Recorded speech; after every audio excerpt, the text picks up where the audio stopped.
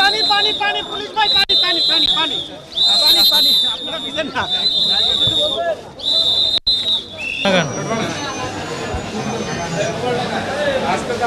আস্তে আস্তে আস্তে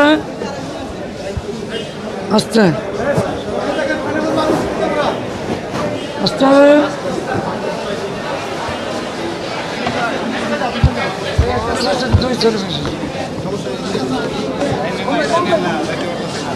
শাহবাগ থানার মনির হোসেন হত্যা মামলায় সাবেক আইন প্রতিমন্ত্রী এবং সাবেক খাদ্যমন্ত্রী জনাব কামরুল ইসলাম সাহেবকে আদালতে উপস্থাপন করে অত্র মামলার তদন্তকারী কর্মকর্তা 10 দিনের রিমান্ড প্রার্থনা করেন।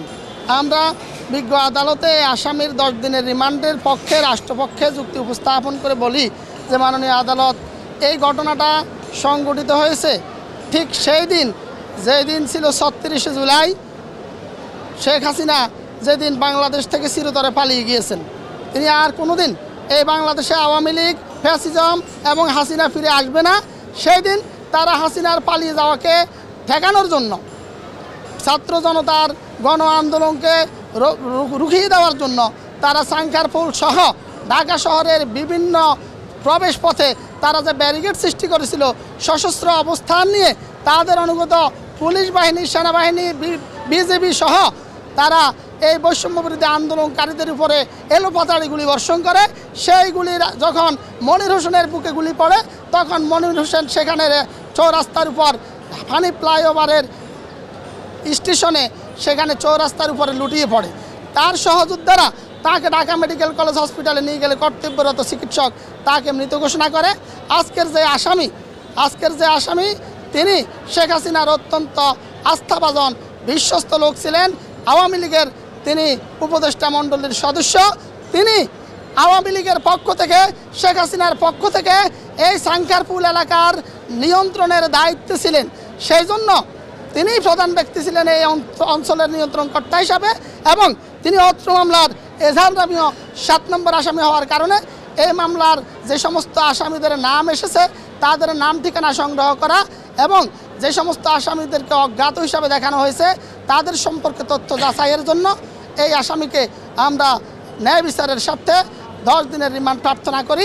আসামিপক্ষ এই আসামির রিমান্ড নামঞ্জুরের প্রার্থনা করেন। সর্বশেষ তারা জেল গেটে জিজ্ঞাসাবাদের অনুমতি প্রার্থনা করলেও বিজ্ঞ আদালত উভয় পক্ষের শুনানি অন্তে সন্তুষ্ট হয়ে আওয়ামী লীগের এই প্রভাবশালী সাবেক মন্ত্রী এবং যিনি সবসময় তার বক্তব্যে বিবৃতিতে এই দেশের সবচেয়ে জনপ্রিয় নেত্রী বেগম খালেদা জিয়াকে নিয়ে কটূক্তি করতেন, তিনি টিটকারি মারতেন, এই কামরুল ইসলাম সাহেবকে আমরা এই বিষয়গুলো আদালতে উপস্থাপন করে বলেছি ওনার ভিতরে রাজনৈতিক কোনো সহনশীলতা ছিল না, মিনিমাম কোনো শিষ্টাচার এই আসামির মধ্যে কখনো রাজনৈতিক শিষ্টাচার পরিলক্ষিত হয় নাই। তখন বিজ্ঞ আদালত উভয় পক্ষের শুনানি শ্রবণান্তে সন্তুষ্ট হয়ে আসামিকে 5 দিনের রিমান্ড মঞ্জুর করেন। উনি আজকে এই জুডিশিয়ালটা যে শক্তিশালী করেছেন যার ভূমিকা ছিল সেই আমাদের লার্নেড এবং সিনিয়র আইনজীবী অ্যাডভোকেট কামরুল ইসলাম, যিনি ঢাকা বারের সম্মানিত সদস্য, সুপ্রিম কোর্টের বারেরও সদস্য। আমরা বলেছি যে আজকে অ্যাডভোকেট কামরুল ইসলাম উনি একজন সিনিয়র সিটিজেন, উনি লিভার ক্যান্সার সহ আক্রান্ত, যার জন্য আমরা রিমান্ড বাতিল চেয়েছি। এই কারণেই যে একজন যদি অসুস্থ লোক হয় এবং সিনিয়র সিটিজেন হয় এবং এই মামলার সাথে সুনির্দিষ্টভাবে তার কোনো অভিযোগ ছিল না, সুনির্দিষ্ট কোনো তার এই মামলার ব্যাপারে কোনো অভিযোগ নেই, রাষ্ট্রপক্ষ সেখানে উপস্থাপন করতে ব্যর্থ হয়েছেন।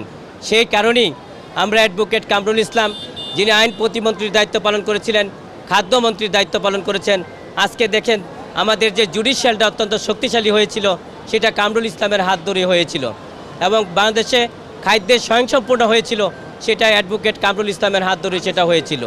পরবর্তীতে আরেকটি এই মামলায় পরে 10 দিন রিমান্ড চাওয়া হয়েছিল। বিজ্ঞ আদালতে আমরা রিমান্ড বাতিল সহ জামিন চেয়েছি।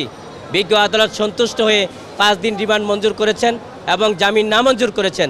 আমরা এই রায়ে আমরা মনে করেছি সেখানে আইনের শাসন প্রতিষ্ঠিত হয়নি, আমরা ন্যায় বিচার হতে বঞ্চিত হয়েছি। আরেকজন সংসদ সদস্য ঢাকা 7-এর সোলাইমান সেলিম, যাকে ইয়ং জেনারেশনের পার্লামেন্ট সদস্য বলা হয়, তাকেও একটি শাহবাগ থানার হত্যা মামলায় তাকে শুনানি দেখানো হয়েছে।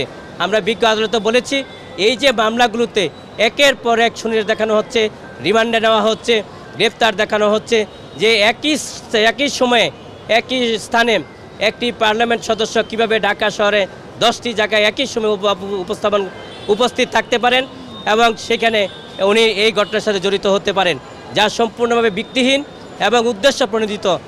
আমরা শুধু প্রাক্তন সরকারের মন্ত্রী ছিলাম, এমপি ছিলাম, সেই কারণে এই সমস্ত মামলাগুলোতে আমাদেরকে একের পর গ্রেপ্তার দেখানো হচ্ছে, রিমান্ড নেওয়া হচ্ছে, শুনানি দেখানো হচ্ছে, যা সম্পূর্ণভাবে আইনের সাথে সাংঘর্ষিক এবং ন্যায় বিচারের পরিপন্থী। আমাদের সংবিধানও লঙ্ঘন করা হচ্ছে বলে আমরা মনে করি।